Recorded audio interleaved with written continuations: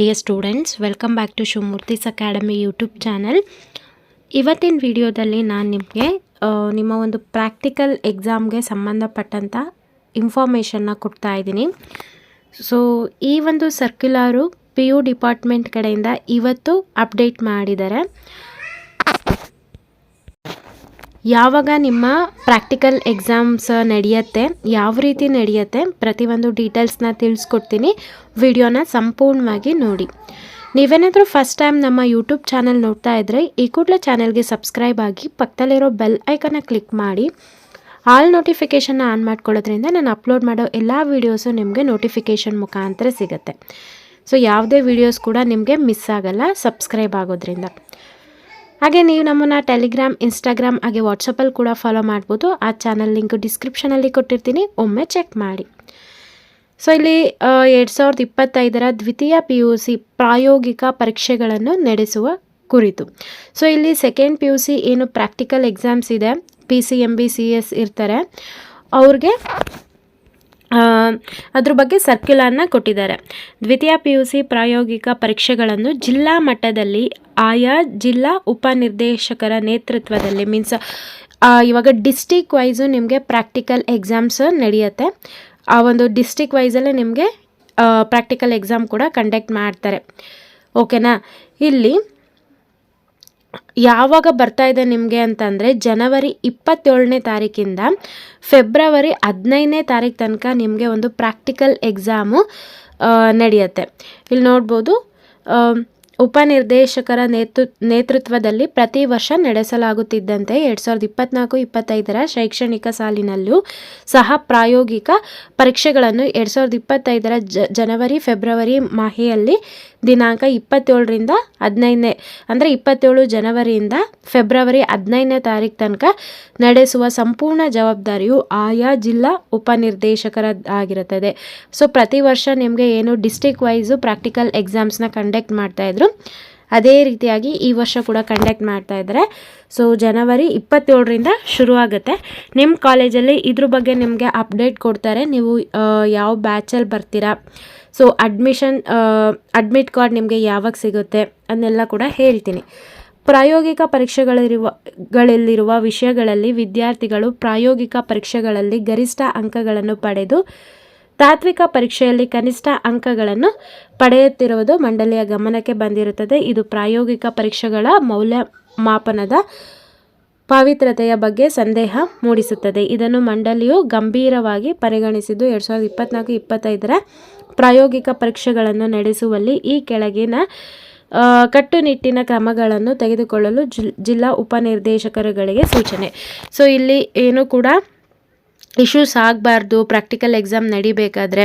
So ಏನೇನೆಲ್ಲ district ಅವರು ಆ ಡಿಸ್ಟಿಕ್ ಅವರಲ್ಲಿ ಏನೇನು ಕ್ರಮಗಳನ್ನ ತಗೋಬೇಕು ಅನ್ನೋದು ಕೂಡ ಸ್ವಲ್ಪ ಲಿಸ್ಟ್ ಔಟ್ ಮಾಡಿ ಕೊಟ್ಟಿದ್ದಾರೆ. ಸೊ ನಿಮ್ಗೆ ಇವಾಗ ಗೊತ್ತಾಯಿತು ಯಾವ ಡೇಟಲ್ಲಿ ಶುರುವಾಗುತ್ತೆ.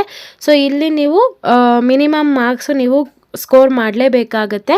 ಸೊ ಅದನ್ನು ನಾನು ನೆಕ್ಸ್ಟ್ ವಿಡಿಯೋದಲ್ಲಿ ತಿಳಿಸ್ಕೊಡ್ತೀನಿ. ಎಷ್ಟು ನೀವು ಸ್ಕೋರ್ ಮಾಡಿದರೆ ಪ್ರಾಕ್ಟಿಕಲ್ ಎಕ್ಸಾಮಲ್ಲಿ ಪಾಸ್ ಆಗ್ತೀರಾ ಅದನ್ನು ನೆಕ್ಸ್ಟ್ ವಿಡಿಯೋದಲ್ಲಿ ನಾನು ತಿಳಿಸ್ಕೊಡ್ತೀನಿ. 2025ನೇ ಸಾಲಿನ ದ್ವಿತೀಯ PUC ಪ್ರಾಯೋಗಿಕ ಪರೀಕ್ಷೆಗಳನ್ನು ನಡೆಸುವ ಈಗಾಗಲೇ ಮಂಡಳಿಯಿಂದ ನಿಗದಿಪಡಿಸಿರುವ ಪರೀಕ್ಷಾ ಕೇಂದ್ರಗಳು. ಸೊ ನಿಮ್ಮ ಡಿಸ್ಟಿಕಲ್ಲಿ ನಿಮಗೆ ಒಂದು ಸೆಂಟರ್ ಕೊಡ್ತಾರೆ, ಕಾಲೇಜ್ ಸೆಂಟರ್ ಇರುತ್ತೆ. ಆ ಕಾಲೇಜ್ ಸೆಂಟರಲ್ಲಿ ನೀವು ಹೋಗಿ ಪ್ರಾಕ್ಟಿಕಲ್ ಎಕ್ಸಾಮ್ನ ಕಂಡಕ್ಟ್ ಮಾಡ್ತೀರಾ, ಪ್ರಾಕ್ಟಿಕಲ್ ಎಕ್ಸಾಮ್ನ ಅಟೆಂಡ್ ಮಾಡ್ತೀರಾ, ಅಥವಾ ನಿಮ್ಮ ಒಂದು ಕಾಲೇಜೇ ಸೆಂಟರ್ ಆಗಿದ್ದರೆ ಅದೇ ಕಾಲೇಜಲ್ಲಿ ನೀವು ಪ್ರಾಕ್ಟಿಕಲ್ ಎಕ್ಸಾಮ್ನ ಅಟೆಂಡ್ ಮಾಡ್ತೀರಾ. ಓಕೆನಾ. ಪ್ರಾಯೋಗಿಕ ಪರೀಕ್ಷೆಯನ್ನು ನಡೆಸುವ ಆಯಾ ಜಿಲ್ಲೆಯ ವಿಜ್ಞಾನ ವಿಷಯದ ಒಬ್ಬರು ಪ್ರಾಂಶುಪಾಲರನ್ನು ಪ್ರತಿ ವಿಷಯಕ್ಕೆ ಸಂಚಲನಕಾರನಾಗಿ ಹಾಗೂ ಪ್ರತಿ ಪ್ರಾಯೋಗಿಕ ವಿಷಯಕ್ಕೆ ಗರಿಷ್ಠ 2 ಹಿರಿಯ ವಿಜ್ಞಾನ ಉಪನ್ಯಾಸಕರನ್ನು ಸದಸ್ಯರಾಗಿ ಸೊ ಇದೆಲ್ಲ ನಿಮಗೆ ಏನಿದು ಬರೋದಿಲ್ಲ. ಸೊ ಇದೆಲ್ಲ ಏನು ಡಿಸ್ಟ್ರಿಕ್ಟ್ ವೈಸಲ್ಲಿ ಕಂಡಕ್ಟ್ ಮಾಡ್ತಾರೆ ಅವ್ರಿಗೆ ಇರುತ್ತೆ. ಓಕೆನಾ. ಸೊ ನಿಮ್ಗೆ ಇವಾಗಲೇ ಗೊತ್ತಾಯಿತು ಯಾವ ಒಂದು ಡೇಟಲ್ಲಿ ನಿಮಗೆ ಎಕ್ಸಾಮ್ಸು ಕಂಡಕ್ಟ್ ಮಾಡ್ತಾರೆ ಅಂತ ಹೇಳ್ಬಿಟ್ಟು. ಇಲ್ಲಿ ಇವಾಗ ನೋಡಿ, ಪ್ರಾಯೋಗಿಕ ಪರೀಕ್ಷೆಯಲ್ಲಿ ಗರಿಷ್ಠ 30 ಅಂಕಗಳಿಗೆ ವಿದ್ಯಾರ್ಥಿಗಳು ಉತ್ತೀರ್ಣರಾಗಲು ಕನಿಷ್ಠ ಅಂಕಗಳನ್ನು ಪಡೆಯಲೇಬೇಕೆಂಬ ನಿಬಂಧನೆ ಇರುವುದಿಲ್ಲ. ಸೊ ಇಲ್ಲಿ ನಿಮಗೆ ಪ್ರಾಕ್ಟಿಕಲ್ ಎಕ್ಸಾಮು 30 ಮಾರ್ಕ್ಸಿಗಿದೆ. ಇಲ್ಲಿ ಕನಿಷ್ಠ ಅಂಕ ಅಂತ ಏನು ಅವ್ರು ಮೆನ್ಷನ್ ಮಾಡಿಲ್ಲ, ಇಲ್ಲಿ ಪರ್ಟಿಕ್ಯುಲರ್ ಆಗಿ ತಿಳಿಸಿದ್ದಾರೆ.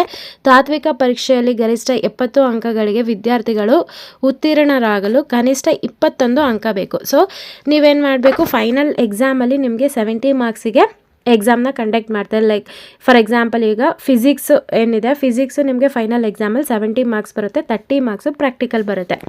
70 ಮಾರ್ಕ್ಸಿಗೆ ನೀವು ಮಿನಿಮಮ್ 21 ಮಾರ್ಕ್ಸ್ನ ಸ್ಕೋರ್ ಮಾಡಲೇಬೇಕು. 21 ಮಾರ್ಕ್ಸ್ ಸ್ಕೋರ್ ಆಗಿದ್ದರೆ ಫೈನಲ್ ಎಕ್ಸಾಮಲ್ಲಿ ನೀವು ಪಾಸ್ ಆಗ್ತೀರಾ. ಆದರೆ ಇಲ್ಲಿ ಮೆನ್ಷನ್ ಮಾಡಿದರೆ ಪ್ರಾಕ್ಟಿಕಲ್ ಎಕ್ಸಾಮಲ್ಲಿ ಸೊ ನೀವು ಪಾಸ್ ಆಗಬೇಕು ಅಂತಂದರೆ ಇಂಥದ್ದೇ ಕನಿಷ್ಠ ಅಂಕಗಳನ್ನು ಪಡೆಯಲೇಬೇಕೆಂಬ ನಿಬಂಧನೆ ಇರುವುದಿಲ್ಲ. ಸೊ ಅಲ್ಲಿ ಯಾವುದೇ ರೀತಿಯಾದಂಥ ಒಂದು ಕಂಡೀಷನ್ನ ಹಾಕಿಲ್ಲ. ಓಕೆನಾ. ತಾತ್ವಿಕ ಹಾಗೂ ಪ್ರಾಯೋಗಿಕ ಪರೀಕ್ಷೆಗಳು ಎರಡೂ ಸೇರಿ ಪ್ರತಿ ವಿಷಯಕ್ಕೆ ಪಡೆಯಬೇಕಾದ ಕನಿಷ್ಠ ಅಂಕಗಳು 30. ಸೊ ಇಲ್ಲಿ ಏನು ಹೇಳ್ತಾ ಇದ್ದಾರೆ, ನಿಮ್ಮ ಒಂದು ಪ್ರಾಕ್ಟಿಕಲ್ ಎಕ್ಸಾಮು ಮತ್ತು ಮೇನ್ ಎಕ್ಸಾಮ್ ಏನಿರುತ್ತೆ ಅವೆರಡನ್ನೂ ಆ್ಯಡ್ ಮಾಡಿದರೆ ನಿಮಗೆ ಮಿನಿಮಮ್ಮು 30 ಮಾರ್ಕ್ಸು ಬರಬೇಕು. ಓಕೆನಾ. ಕನಿಷ್ಠ ಅಂಕಗಳು 30. ಆದರೆ ವಿದ್ಯಾರ್ಥಿಗಳು ಉತ್ತೀರ್ಣರಾಗಲು ಐಚ್ಛಿಕ ವಿಷಯಗಳಲ್ಲಿ ಸರಾಸರಿ ಒಟ್ಟು 35% ಅಂಕಗಳನ್ನು ಪಡೆಯಬೇಕು. ಸೊ ನೀವು 30 ಅಂತ ಅನ್ಕೋಬೇಡಿ. ಸೊ ನೀವು ಮೀನ್ಸ್ 30ನೇ ಇಲ್ಲಿ ಆಪ್ಷನಲ್ ಸಬ್ಜೆಕ್ಟ್ಸ್ ತೊಗೊಂಡಿರ್ತಾರಲ್ಲ ಅವ್ರಿಗೆ 35 ಮಾರ್ಕ್ಸ್ ಬೇಕಾಗುತ್ತೆ ಪಾಸ್ ಆಗೋಕ್ಕೆ. ವಿದ್ಯಾರ್ಥಿಗಳು ಪ್ರಾಯೋಗಿಕ ಪರೀಕ್ಷೆಗೆ ಗೈರು ಹಾಜರಾದರೂ ಸಹ ತಾತ್ವಿಕ ಪರೀಕ್ಷೆಗೆ ಹಾಜರಾಗಬಹುದಾಗಿದೆ. ಆದರೆ ಉತ್ತೀರ್ಣರಾಗಲು ಬೇಕಾಗಿರುವ ಕನಿಷ್ಠ ಅಂಕಗಳನ್ನು ತಾತ್ವಿಕ ಪರೀಕ್ಷೆಯಲ್ಲಿಯೇ ಪಡೆಯಬೇಕಾಗುತ್ತದೆ. ಸೊ ಈಗ ಯಾವುದೋ ಒಂದು ಕಾರಣಕ್ಕೆ ಪ್ರಾಕ್ಟಿಕಲ್ ಎಕ್ಸಾಮ್ನ ನೀವು ಅಟೆಂಡ್ ಮಾಡಲಿಕ್ಕೆ ಆಗಿರಲ್ಲ. ಸೊ ಈಗ ಪ್ರಾಕ್ಟಿಕಲ್ ಎಕ್ಸಾಮ್ ನೀವು ಅಟೆಂಡ್ ಮಾಡಲಿಲ್ಲ ಅಂತಂದರೆ ಫೈನಲ್ ಎಕ್ಸಾಮಲ್ಲಿ ನೀವು ಪಾಸ್ ಆಗೋದಕ್ಕೆ ಎಷ್ಟು ಮಾರ್ಕ್ಸ್ ಬೇಕೋ ಅಷ್ಟನ್ನ ನೀವು ಕಂಪಲ್ಸರಿ ಸ್ಕೋರ್ ಮಾಡಬೇಕು. ಆಗ ಮಾತ್ರ ನೀವು ಪಾಸ್ ಆಗ್ತೀರಾ. ಅರ್ಥ ಆಯ್ತಲ್ವಾ. ಸೊ ಕಂಪಲ್ಸರಿ ಮೀನ್ಸ್ ಕಂಪಲ್ಸರಿ ಇಲ್ಲ, ಇವಾಗ ನಾನು ಪ್ರಾಕ್ಟಿಕಲ್ ಎಕ್ಸಾಮ್ನ ಅಟೆಂಡ್ ಮಾಡಲ್ಲ, ನಾನು ಫೈನಲ್ ಎಕ್ಸಾಮಲ್ಲಿ ಒಳ್ಳೆ ಮಾರ್ಕ್ಸ್ನ ಸ್ಕೋರ್ ಮಾಡೇ ಪಾಸ್ ಆಗ್ತೀನಿ ಅಂತ ಆ ಥರ ಒಂದು ಮೈಂಡ್ ಸೆಟ್ನ ಫಿಕ್ಸ್ ಮಾಡ್ಕೋಬೇಡಿ. ಸೊ ನಿಮಗೆ ಪ್ರಾಕ್ಟಿಕಲ್ ಎಕ್ಸಾಮ್ ಕೂಡ ಇಂಪಾರ್ಟೆಂಟ್ ಆಗಿರುತ್ತೆ. ಆದಷ್ಟು ಎಲ್ಲರೂ ಕೂಡ ಪ್ರಾಕ್ಟಿಕಲ್ ಎಕ್ಸಾಮ್ಗೆ ಅಟೆಂಡ್ ಮಾಡಿ ಅಲ್ಲೂ ಕೂಡ ಒಳ್ಳೆ ಮಾರ್ಕ್ಸ್ನ ಸ್ಕೋರ್ ಮಾಡಿ. ಇನ್ ಕೇಸ್ ಏನೋ ಒಂದು ಎಮರ್ಜೆನ್ಸಿ ಕೇಸ್ ಬಂತು, ಪ್ರಾಕ್ಟಿಕಲ್ ಎಕ್ಸಾಮ್ ಅಟೆಂಡ್ ಮಾಡೋಕ್ಕಾಗಲೇ ಇಲ್ಲ ಅನ್ನೋರು ನಿಮ್ಮೊಂದು ಫೈನಲ್ ಎಕ್ಸಾಮಲ್ಲಿ ಒಳ್ಳೆ ಮಾರ್ಕ್ಸ್ನ ಮೀನ್ಸ್ ಮಿನಿಮಮ್ ಪಾಸಿಂಗ್ ಮಾರ್ಕ್ಸ್ನ ಸ್ಕೋರ್ ಮಾಡಿಕೊಂಡ್ರೆ ಅವಾಗ ನೀವು ಪಾಸ್ ಆಗ್ತೀರಾ. ಜಿಲ್ಲಾ ಉಪನಿರ್ದೇಶಕರು ತಮ್ಮ ಜಿಲ್ಲೆಯ ಪ್ರಾಯೋಗಿಕ ಪರೀಕ್ಷೆಗಳು ಮುಗಿದ 3 ದಿನಗಳೊಳಗೆ ತಮ್ಮ ಜಿಲ್ಲೆಯ ಎಲ್ಲ ಪರೀಕ್ಷಾ ಕೇಂದ್ರಗಳ ವಿಷಯವಾರು ಉತ್ತರ ಪತ್ರಿಕೆಗಳು ಮತ್ತು ಅಂಕಪಟ್ಟಿಗಳ ಬಂಡಲ್ಗಳನ್ನು ಸೊ ಇದು ಕಾಲೇಜ್ ಅವ್ರಿಗೆ ಬರುತ್ತೆ. ಮ್ಯಾನ್ಯುಯಲ್ ಅಂಕಪಟ್ಟಿಗಳ ಬಂಡಲ್ಗಳನ್ನು ಜಂಟಿ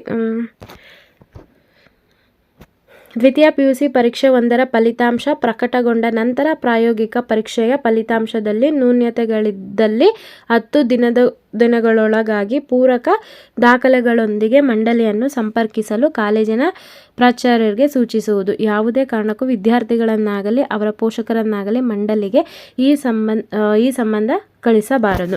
ಸೊ ಇಲ್ಲಿ ಎಕ್ಸಾಮ್ 1 ಆದ ತಕ್ಷಣವೇ ನಿಮ್ಗೆ ಏನಾದರೂ ಪ್ರಾಕ್ಟಿಕಲ್ ಎಕ್ಸಾಮ್ಸಲ್ಲಿ ಏನಾದರೂ so practical exam result announce ಮಾಡಿರ್ತಾರಲ್ಲ, ಸೊ ನಿಮ್ಗೆ ಗೊತ್ತಿರುತ್ತೆ ನೀವು ಯಾವ ರೀತಿಯಾಗಿ ಪ್ರಾಕ್ಟಿಕಲ್ ಎಕ್ಸಾಮ್ಸ್ನ ಕಂಡಕ್ಟ್ ಮಾಡಿರ್ತೀರಾ, ನಿಮಗೆ ಪಾರ್ಷಿಯಲ್ ಔಟ್ಪುಟ್ ಬಂದಿದೆಯಾ, ಫುಲ್ ಔಟ್ಪುಟ್ ಬಂದಿದೆಯಾ, ನೀವು ವೈವಾ ಹೆಂಗೆ ಅಟೆಂಡ್ ಮಾಡಿದರೆ ನಿಮ್ಗೊಂದು ಕಾನ್ಫಿಡೆಂಟ್ ಇರುತ್ತೆ. 30ಗೆ ನಾನು 30 ಔಟ್ ಆಫ್ ಸ್ಕೋರ್ ಮಾಡಿದ್ದೀನಿ, ಆದರೆ ನನಗೆ ರಿಸಲ್ಟಲ್ಲಿ 20 ಬಂದಿದೆ, 25 ಬಂದಿದೆ, ನಿಮ್ದೇನಾದರೂ ಆಕ್ಷೇಪಣೆ ಇದ್ದರೆ ನೀವು ಹೋಗ್ಬಿಟ್ಟು ನಿಮ್ಮ ಕಾಲೇಜ್ ಪ್ರಿನ್ಸಿಪಲ್ನಲ್ಲಿ ಇದು ಮಾಡಿದರೆ ಸೊ ಅವರು ಚೆಕ್ ಮಾಡ್ತಾರೆ. ಸೊ ಅಲ್ಲಿ ನೀವು ಏನಾದರೂ ಮಾರ್ಕ್ಸ್ ಇಂಕ್ರಿಮೆಂಟ್ ಇತ್ತು ಮೀನ್ಸ್ ನೀವು ಚೆನ್ನಾಗಿ ಮಾಡಿದ್ದೀರಾ ಅಂತಂದಾಗ ಅವ್ರು ಹೋಗಿ ಬೋರ್ಡ್ಗೆ ಹೋಗಿ ಇದು ಮಾಡ್ತಾರೆ. ಅಲ್ಲಿ ನೀವು ವಿದ್ಯಾರ್ಥಿಗಳು ನೀವು ಸ್ಟೂಡೆಂಟ್ ಅಥವಾ ಪೇರೆಂಟ್ಸ್ ಯಾರೂ ಹೋಗಂಗಿಲ್ಲ. ಓಕೆನಾ. ಏನಾದರೂ ಕಾಲೇಜ್ ನೋಡ್ಕೊಳ್ಳುತ್ತೆ. ಸೊ ಯಾರು ಆ ಥರ ಕಾಲೇಜ್ನಲ್ಲಿ ಏನು ಪ್ರಾಕ್ಟಿಕಲ್ ಎಕ್ಸಾಮ್ ಮಾರ್ಕ್ಸ್ ಮೇಲೆ ಇದು ಮಾಡೋದಿಲ್ಲ. ಸೊ ನೀವೇನು ಬರೆದಿರ್ತೀರ, ಏನು ವೈವಾ ಹೇಳಿರ್ತೀರ ಅದ್ರ ಮೇಲೆ ನಿಮಗೆ ಮಾರ್ಕ್ಸ್ನ ಕೊಟ್ಟಿರ್ತಾರೆ. ದ್ವಿತೀಯ PUC ಪ್ರಾಯೋಗಿಕ ಪರೀಕ್ಷೆಗಳಲ್ಲಿ ಯಾವುದೇ ಲೋಪ ದೂರುಗಳಿದ್ದಲ್ಲಿ ಜಿಲ್ಲಾ ಉಪನಿರ್ದೇಶಕರಿಗೆ ನೇರ ಹೊಣೆಗಾರರಾಗುತ್ತಾರೆ ಮತ್ತು ನಿಯಮಾನುಸಾರ ಮಂಡಳಿಯು ಅವರ ಮೇಲಿನ ಶಿಸ್ತಿನ ಕ್ರಮವನ್ನು ಜರುಗಿಸುತ್ತದೆ. ಸೊ ಇಲ್ಲೇನಾದರೂ ಪ್ರಾಕ್ಟಿಕಲ್ ಎಕ್ಸಾಮ್ಸ್ ಆಗ್ತಾ ಇರ್ಬೇಕಾದ್ರೆ ಏನಾದರೂ ಸ್ವಲ್ಪ ಏನಾದರೂ ತೊಂದರೆ ಆಯಿತು, ಲೋಪದೋಷಗಳಾಯಿತು ಅಂತಂದರೆ ಅಲ್ಲಿರ್ತಕ್ಕಂಥವ್ರಿಗೆ ಇದಾಗಿರುತ್ತೆ. ಪ್ರಾಯೋಗಿಕ ಪರೀಕ್ಷಾ ಕೇಂದ್ರಗಳ ಮುಖ್ಯ ಅಧಿಕಾರಿಗಳು. ಸೊ ಇಲ್ಲಿ ಪ್ರಾಯೋಗಿಕ ಪರೀಕ್ಷೆಗಳ ಅಂಕಗಳನ್ನು ಪರೀಕ್ಷಾ ಕೇಂದ್ರಗಳಿಂದಲೇ ಆನ್ಲೈನ್ ಮುಖಾಂತರ ಮಂಡಳಿಯ ಸರ್ವರ್ಗಳಿಗೆ ಸೊ ಇಲ್ಲಿ ಏನು ಮಾಡ್ತಾರೆ, ನಿಮ್ಮ ಒಂದು ರಿಸಲ್ಟ್ನ ಆನ್ಲೈನಲ್ಲೇ ಪಿ ಯು ಬೋರ್ಡ್ಗೆ ಅಪ್ಡೇಟ್ ಮಾಡ್ತಾರೆ. ಓಕೆನಾ. ಪ್ರತಿ ವಿಷಯದ ಪ್ರಾಯೋಗಿಕ ಪರೀಕ್ಷಾ ಪ್ರಯೋಗಾಲಯಕ್ಕೆ ಅವಶ್ಯಕತೆ ಇರುವಷ್ಟು ಗಣಕ ಯಂತ್ರಗಳ ವ್ಯವಸ್ಥೆ ಮಾಡಿಕೊಳ್ಳಲಾಗುವುದು. ಸೊ ಕಂಪ್ಯೂಟರ್ ಎಷ್ಟು ಬೇಕೋ ಅಷ್ಟನ್ನು ಇದು ಮಾಡ್ತಾರೆ. ಅದೆಲ್ಲ ಇದಕ್ಕೆ ಸಂಬಂಧಪಟ್ಟಿರುತ್ತೆ. ಸೊ ನಿಮಗೆ ಇವಾಗ ಒಂದು ಕ್ಲಾರಿಟಿ ಸಿಕ್ತು ಯಾವಾಗ ನಿಮಗೆ ಎಕ್ಸಾಮು ಸ್ಟಾರ್ಟ್ ಆಗುತ್ತೆ. ಅಂದರೆ ಇವಾಗ ನಿಮ್ಗೊಂದು ಡೌಟ್ ಇತ್ತು, ಪ್ರಾಕ್ಟಿಕಲ್ ಎಕ್ಸಾಮ್ ಕಂಪಲ್ಸರಿ ಅಟೆಂಡ್ ಮಾಡಲೇಬೇಕಾ, ಇನ್ ಕೇಸ್ ಏನೋ ಒಂದು ಎಮರ್ಜೆನ್ಸಿ ಬಂತು, ನನಗೆ ಪ್ರಾಕ್ಟಿಕಲ್ ಎಕ್ಸಾಮ್ ಅಟೆಂಡ್ ಮಾಡ್ಲಿಕ್ಕಾಗಲಿಲ್ಲ, ಸೊ ನಾನು ಫೇಲ್ ಆಗ್ತೀನಿ ಅಂದರೆ ಇಲ್ಲ, ಫೇಲ್ ಆಗೋದಿಲ್ಲ. ನೀವು ಫೈನಲ್ ಎಕ್ಸಾಮಲ್ಲಿ ಏನು ಪಾಸಿಂಗ್ ಮಾರ್ಕ್ಸ್ನ ಸ್ಕೋರ್ ಮಾಡಬೇಕು, ಎರಡನ್ನೂ ನಿಮ್ಮ ಪ್ರಾಕ್ಟಿಕಲ್ ಮತ್ತು ಫೈನಲ್ ಎಕ್ಸಾಮು ಎರಡು ಏನಿದೆ ಮಾರ್ಕ್ಸ್ನ ಆ್ಯಡ್ ಮಾಡಿದರೆ 30 ಬರಬೇಕು ನಿಮಗೆ. ಸೊ ನೀವು 30 ಅಂತಲೇ ಅನ್ಕೋಬಿಡಿ, ಮಿನಿಮಮ್ 35 ಬರಬೇಕು ಅಂತ ಅಂದ್ಕೊಳ್ಳಿ. ಸೊ ಐ ಹೋಪ್ ಎಲ್ಲ ಇನ್ಫಾರ್ಮೇಷನ್ನು ನಿಮಗೆ ಕ್ಲಿಯರಾಗಿ ಸಿಕ್ತು ಅನ್ಕೋತೀನಿ. ಇನ್ನೂ ಏನಾದರೂ ಡೌಟ್ ಇದ್ದರೆ ಕಮೆಂಟ್ ಸೆಕ್ಷನಲ್ಲಿ ತಿಳಿಸಿ. ನೆಕ್ಸ್ಟ್ ವಿಡಿಯೋದಲ್ಲಿ ನಾನು ಅಪ್ಲೋಡ್ ಮಾಡ್ತೀನಿ, ಅಥವಾ ಕಮೆಂಟಲ್ಲೇ ನಿಮಗೆ ಏನು ಡೌಟ್ ಇದ್ದರೂ ಕ್ಲಿಯರ್ ಮಾಡ್ತೀನಿ. ಐ ಹೋಪ್ ಈ ವಿಡಿಯೋ ನಿಮಗೆ ಇನ್ಫಾರ್ಮೇಟಿವ್ ಆಗಿತ್ತು ಅಂತಂದರೆ ಈಗಲೇ ಈ ವಿಡಿಯೋಗೆ ಲೈಕ್ ಮಾಡಿ, ಹಾಗೆ ನಿಮ್ಮ ಫ್ರೆಂಡ್ ಸರ್ಕಲ್ನಲ್ಲಿ ಈ ವಿಡಿಯೋನ ಹೆಚ್ಚು ಶೇರ್ ಮಾಡಿ. ಸೊ ನೀವು ಹೆಚ್ಚು ಸಬ್ಸ್ಕ್ರೈಬ್ ಆಗಿ ಶೇರ್ ಮಾಡೋದ್ರಿಂದ ನಮಗೆ ತುಂಬಾ ಮೋಟಿವೇಟ್ ಆಗುತ್ತೆ ಇನ್ನು ಇದೇ ರೀತಿಯಾಗಿ ನಾವು ವಿಡಿಯೋಸ್ನ ಅಪ್ಲೋಡ್ ಮಾಡೋದಕ್ಕೆ. ಯಾರೆಲ್ಲ ನನ್ನ ಚಾನಲ್ಗೆ ಸಬ್ಸ್ಕ್ರೈಬ್ ಆಗಿದ್ದೀರಾ ಎಲ್ರಿಗೂ ಕೂಡ ನಾನು ಧನ್ಯವಾದ ಹೇಳೋದಕ್ಕೆ ಇಷ್ಟಪಡ್ತೀನಿ. Thank you.